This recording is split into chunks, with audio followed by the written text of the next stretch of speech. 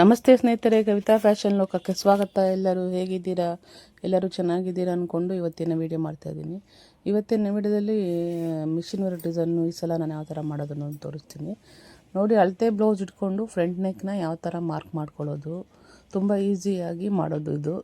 ಅಂದರೆ ನಾವು blouse ಪೀಸ್ನ measurement blouse ಪೀಸ್ನ ಡೈರೆಕ್ಟಾಗಿ ವರ್ಕ್ ಮಾಡಬೇಕಾದ್ರೆ ವರ್ಕ್ ಮಾಡೋ ಪೀಸ್ ಮೇಲೆ ಇಟ್ಕೊಂಡು ಡೈರೆಕ್ಟಾಗಿ ತುಂಬ ಈಸಿಯಾಗಿ ಮಾರ್ಕ್ ಮಾಡ್ಕೊಳ್ಳೋದು ನೋಡಿ. ಇದು ಪರ್ಪಲ್ ಕಲರು ಬ್ಲೌಸ್ ಪೀಸ್ ಆಗಿರುತ್ತೆ.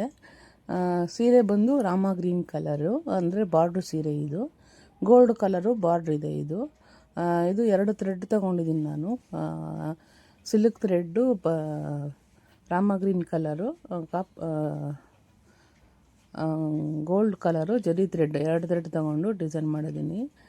ಈ ಕಸ್ಟಮರು ನಮ್ಮ ಹತ್ರ ಬ್ಲೌಸ್ ಸ್ಟಿಚ್ ಮಾಡಿಸ್ತಿದ್ರು. ಇವರು ಹಳೆ ಕಸ್ಟಮರ್ ಆಗಿರ್ತಾರೆ. ಅದು ತುಂಬ ಬ್ಲೌಸ್ನ ಸ್ಟಿಚ್ ಮಾಡಿಸ್ಕೊತಾಯಿದ್ರು ಅವರು. ಅಂದರೆ ಅಪರೂಪಕ್ಕೆ ಬ್ಲೌಸ್ನ ವರ್ಕ್ ಮಾಡಿಸ್ಕೊಂಡಿದ್ದಾರೆ ಅವರು. ತುಂಬ ಕಮ್ಮಿನೇ ಇವರು ವರ್ಕ್ ಮಾಡಿಸಿ ಬ್ಲೌಸು ಹೊಲಿಸ್ಕೊಳ್ಳೋದು. ಇವರು ನಾರ್ಮಲ್ ಬ್ಲೌಸಸ್ ಆದರೆ, ಲೈನಿಂಗ್ ಬ್ಲೌಸುಗಳೆಲ್ಲ ಆದರೆ ಮಾಡ್ಕೊಳ್ತಿದ್ರು, ಹೊಲಿಸ್ಕೊತಾಯಿದ್ರು ಅವರು. ಇವಾಗ ಅವರು ಇದು ನೋಡಿ, ಅವ್ರದ್ದು ಏನೋ ಮದುವೆ ಇದೆಯಂತೆ ಅವರು ರಿಲೇಷನ್ ಅವ್ರದ್ದು. ಅದಕ್ಕೆ ಬ್ಲೌಸು ವರ್ಕ್ ಮಾಡಿಕೊಡಿ, ಸಿಂಪಲ್ಲಾಗಿ ಮಾಡಿಕೊಡಿ ಅಂತಾರೆ ಅಂತ ಬಂದು ನನ್ನ ಹತ್ರ ವರ್ಕ್ ಕೊಟ್ಬಿಟ್ಟೋಗಿದ್ರು. ಈ ಬರೋ ಕಸ್ಟಮರೆಲ್ಲ ನಮಗೆ ಹಾಗೆ ಹೇಳೋದು, ಸಿಂಪಲ್ಲಾಗಿ ವರ್ಕ್ ಮಾಡಿಕೊಡಿ ಅಂತಲೇ. ನಾನು ನೋಡಿ ಅವರಿಗೆ 2ನೇ ನಂಬರಲ್ಲಿ ಜರಿ ಥ್ರೆಡ್ಡಲ್ಲಿ 2ನೇ ನಂಬರ್ ಇಟ್ಕೊಂಡು ಒಂದು ಸ್ಟಿಚಿಂಗ್ ಹಾಕ್ಕೊಂಡಿದ್ದೀನಿ. ಸ್ಟಿಚಿಂಗ್ ಆದಮೇಲೆ ನೋಡಿ, stone chain, ball chain, stone chain ಸಹ 3 ಒಂದೇ ಸಲ ಇಟ್ಕೊಂಡು ಹಾಕ್ಕೊಳ್ತೀನಿ. ಇಲ್ಲ ನಮಗೆ ಇದು ಕಷ್ಟ ಆಗುತ್ತೆ ಅಂತ ಅನ್ನೋರು, ಹೊಸದಾಗಿ ಕಲಿತಿರೋರು ಸಿಂಗಲ್ ಲೈನ್ ಇಟ್ಕೊಂಡು ಹಾಕ್ಕೊಳ್ಬೋದು. ನಾನು ಇದನ್ನು 4.25 ನಂಬರಲ್ಲಿ ಇಟ್ಕೊಂಡಿದ್ದೀನಿ. ಬಾಲ್ ಚೈನು, ಸ್ಟೋನ್ ಚೈನು ಆಗೋಕ್ಕೆ 4.25 ನಂಬರಲ್ಲಿ ಇಟ್ಕೊಂಡು ಸ್ಟೋನ್ ಚೈನು, ಬಾಲ್ ಚೈನು ಹಾಕ್ಕೊಳ್ತೀನಿ ನೋಡಿ. ತುಂಬ ಈಸಿಯಾಗಿ ನೆಕ್ಕನ್ನು ನೋಡಿ, ನೆಕ್ ಹತ್ರ ಸ್ಟೋನ್ ಚೈನು, ಬಾಲ್ ಚೈನು ಯಾವ ಥರ ಹಾಕೋದು ಅಂತ ತೋರಿಸ್ತಾ ಇದ್ದೀನಿ ನೋಡಿ. ಇವಾಗ ಇದನ್ನು ಗೋಲ್ಡ್ ಕಲರು ಬಾಲ್ ಚೈನ್ ತೊಗೊಂಡಿದ್ದೀನಿ, ಮಾಮೂಲಿ ಸ್ಟೋನ್ ಚೈನು, ತಿರ್ಗಾ ಗೋಲ್ಡ್ ಕಲರ್ ಬಾಲ್ ಚೈನು. ನಮಗೆ ಇನ್ನೂ ಸ್ವಲ್ಪ ಅಗಲವಾಗಿ ಬೇಕು ಡಿಸೈನ್ಸು ಅನ್ನೋರು ತಿರ್ಗಾ ಇದಕ್ಕೆ, ಅಂದರೆ ನಮ್ಮ ಸ್ಯಾರಿ ಯಾವ ಕಲರ್ ಇದೆಯೋ ಆ ಕಲರಲ್ಲಿ ಪೈಪಿಂಗ್ ಥ್ರೆಡ್ ಹಾಕಿ ಅದನ್ನು ಫುಲ್ ಲೋಡ್ ಮಾಡಿ ಮಾಡ್ಕೊಳ್ಬೋದು ನೋಡಿ. ನಾನು ರೌಂಡಾಗಿ ಒಂದು ಮಾರ್ಕ್ ಇಟ್ಕೊಂಡಿದ್ದೀನಿ ನಾನು ಇವಾಗ ಅದನ್ನು. ಅಂದರೆ 2 ಕಾಯಿನ್ಸು ಇದೆಲ್ಲ, ಅದರಲ್ಲಿ ₹2 ಕಾಯಿನು, ಇಲ್ಲ ಒಂದು ರೂಪಾಯಿ ಕಾಯಿನಲ್ಲಿ ಮಾಡ್ಕೊಂಡು ಇಟ್ಕೊಂಡಿದ್ದೀನಿ. ಮಾರ್ಕ್ ಯಾಕಪ್ಪ ಮಾಡಿಟ್ಕೊಳ್ತೀರಿ ಅಂತಂದರೆ, ನಾವು ಈ ಫ್ಲವರ್ಸು ರೌಂಡಾಗಿ ಆ ರೌಂಡು, ಇವಾಗ ನಾವು ₹1 ಕಾಯಿನ್ ಒಳಗಡೆ ಮಾರ್ಕ್ ಮಾಡ್ಕೊಂಡು ಇಟ್ಕೊಂಡಿದ್ದೀರಿ ಅಂದಾಗ ಅದ್ರ ಒಳಗಡೆ ಬರಲಿ ಫ್ಲವರು ಅನ್ನೋದಕ್ಕೆ ಈ ಥರ ಮಾಡ್ಕೊಂಡಿದ್ದೀನಿ. ಈ ಫ್ಲವರ್ ಲೀಫ್ ಬಂದು 9 ಲೀಫ್ ಬರುತ್ತೆ. ಇದು ಗುಂಡ ಲೀಫ್ ಥರ ಫ್ಲವರ್ ಬರುತ್ತೆ ಇದು. ಇಲ್ಲ ನಮಗೆ ಈ ಥರ ಫ್ಲವರ್ ಬೇಡ ಅನ್ನೋರು ಸಹ ಬೇರೆ ಫ್ಲವರ್ ಸಹ ಹಾಕ್ಕೊಳ್ಬೋದು. ತುಂಬ ಈಸಿಯಾಗಿ ಮಾಡ್ಕೊಳ್ಬೋದು ನೋಡಿ ವರ್ಕು. ಅಂದರೆ ಕಲರ್ ಕಾಂಬಿನೇಷನ್ನು ತುಂಬ ಚೆನ್ನಾಗಿದೆ. ಇದು ಪರ್ಪಲ್ ಕಲರ್ ಮೇಲೆ ರಾಮ ಗ್ರೀನ್ ಕಲರು ಮತ್ತು ಗೋಲ್ಡ್ ಕಲರ್ 2 ಥ್ರೆಡ್ಡಲ್ಲಿ ಮಾಡಿರೋದು ನೋಡಿ. ಆ ಥರ ಬರ್ತಾಯಿದೆ. ಅಂದರೆ ಈ ಕಸ್ಟಮರು ನಮ್ಮ ಹತ್ರ ತುಂಬ ವರ್ಷದಿಂದನೇ ಬ್ಲೌಸ್ ಸ್ಟಿಚ್ ಮಾಡಿಸ್ತಾಯಿದ್ರು ಇವರು. ನಾನು ನೋಡಿ ಫ್ಲವರ್ನ 0ಇಂದ 2 ಹೋಗಿ 2ಇಂದ 0ಗೆ ಹೋಗ್ತೀನಿ. ಇದು ಸ್ವಲ್ಪ ಉದ್ದ ಬರುತ್ತೆ ಫ್ಲವರ್. ಇದು ಸ್ವಲ್ಪ ಗುಂಡಿಗೆ ಬಂದು ಉದ್ದ ಬರುತ್ತೆ ಫ್ಲವರ್ ಇದು. ಯಾಕಂದರೆ ನಾವು ಫ್ಲವರಿಗೆ ಈ ರೌಂಡಲ್ಲೇ ಮಾರ್ಕ್ ಮಾಡ್ಕೊಬೇಕು ಅಂತ ಕಾಯಿನಲ್ಲಿ ಮಾರ್ಕ್ ಮಾಡ್ಕೊಂಡಿರ್ತೀರಲ್ವ, ಅದೇ ಥರನೇ ಮಾಡ್ಕೊಳ್ಬೇಕಾಗತ್ತೆ ನೋಡಿ. ಹೊಸದಾಗಿ ಕಲಿತಿರೋರು ಈ ಥರ ಒಂದು ಟ್ರೈ ಮಾಡಿ ನೋಡಿ. ತುಂಬ ಈಸಿಯಾಗಿ ಆರಾಮಾಗಿ ಮಾಡ್ಬೋದು ಇದು. ಇದಕ್ಕೆ ನಾನು ಅಮೌಂಟು ಎಷ್ಟು ತೊಗೊಂಡಿರ್ಬೋದು ಅಂತ ನನಗೆ ಕಮೆಂಟ್ ಮಾಡಿ ತಿಳಿಸಿ ನೋಡಿ. ಈಗ ನಾನು ಲೀಫನ್ನು ಮಾರ್ಕ್ ಸುಮ್ಮನೆ ಒಂದು ಲೈನ್ ಥರ ಹಾಕ್ಕೊಳ್ತಾ ಇದ್ದೀನಿ.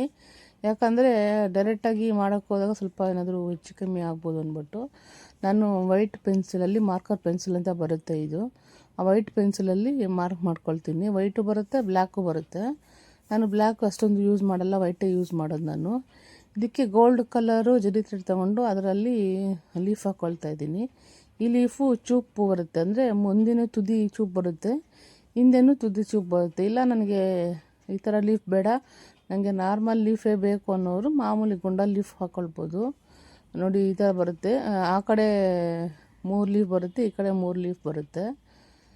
ಆ ಕಡೆ ಚಿಕ್ಕದಾಗಿ ಇನ್ನೊಂದು ಸಿಂಗಲ್ 3 ಲೀಫ್ ಬರುತ್ತೆ, ಚಿಕ್ಕದಾಗಿ ಬರುತ್ತೆ.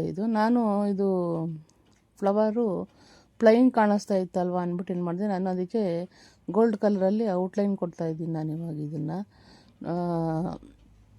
ತುಂಬ ಈಸಿಯಾಗಿ ನೋಡಿ ಯಾವ ಥರ ಮಾಡೋದು. ಈಗ ಹೊಸ್ದಾಗಿ ಕಲಿತಿರೋರು ಆರಾಮಾಗಿ ಈ ಥರ ವೀಡಿಯೋಸ್ಗಳೆಲ್ಲ ನೋಡಿಕೊಂಡು ಡಿಸೈನ್ಗಳನ್ನ ಮಾಡ್ಕೊಳ್ಬೋದು.